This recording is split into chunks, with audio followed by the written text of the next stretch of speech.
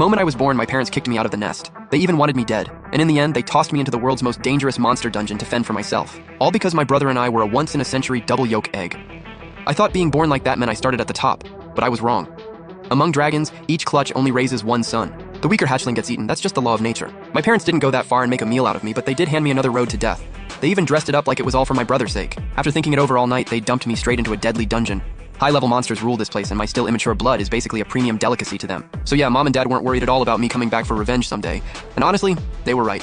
My combat power here was a flat 0. At that point, even staying alive felt impossible.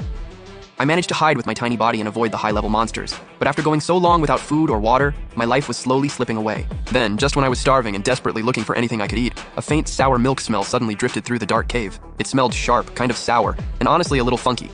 But my baby dragon instincts told me one thing. That was food. And only a dragon's nose could even pick up that kind of scent. At that point, I didn't care about the danger anymore.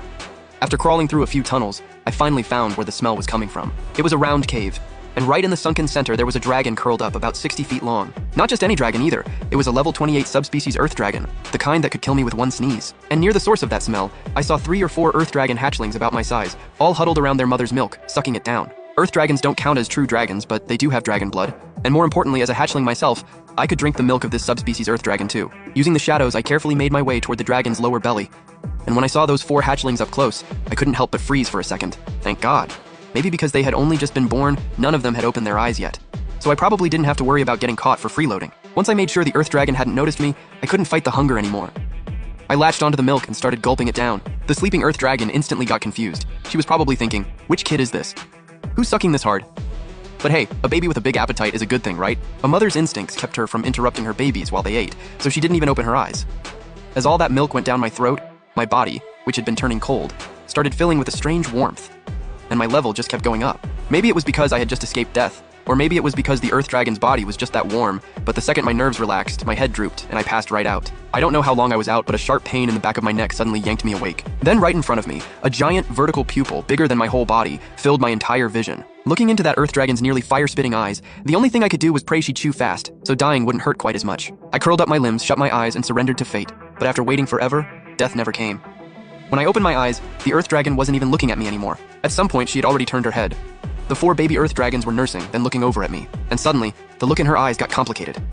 First it was anger, then it turned into sympathy, and after that, a kind of helpless resignation. In the end, she closed her eyes, let out a sigh, and gently set me back down with the other babies. I was completely stunned. Then I looked again, and the earth dragon was done paying attention to me. She just laid back down and started snoring. The baby earth dragons, who had just opened their eyes, seemed to be welcoming their new brother. They ran circles around me, sniffing and licking me like 4 little puppies. Mom's not seriously gonna adopt this ugly dude, right? He looks so weird. He looks like some alien lizard mix.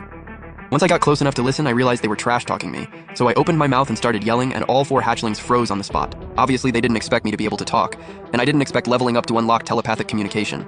Not only could I understand monster languages, but other monsters could understand me too. And just like that, I spent 3 pretty chill days living in that cave. During that time, I actually got along really well with the little guys. Sure, they roasted me non-stop, but they never bullied me. And because I looked small, fragile, and ugly, every time we slept, the 4 little guys would curl up around me. If anything at all happened, they'd jump in immediately and protect me. They'd keep saying stuff like, "Stay back, rookie. Don't make a sound. Quit getting in the way." But the truth was, in their own way, they were protecting me, an outsider, with real affection. Even though I secretly checked all 4 of their stats and found out they were way weaker than me, I never called it out. I just let it stay unspoken. As a rare super monster, I leveled up way faster than they did. During those few days, I shot all the way up to level 9, while my 4 Earth Dragon brothers were only level 4. After spending that time with them, I honestly started seeing this Earth Dragon family as my real family. At the very least, they were 1,000 times better than my actual dragon parents. The only regret was this. All that time, I never really got to talk with the Earth Dragon mom. Even when I tried to greet her first, at most, she'd just glance at me. She never really acknowledged this outsider. I thought life was just going to keep going like that. But the next morning, a level 35 subspecies Kodo beast shattered that peace.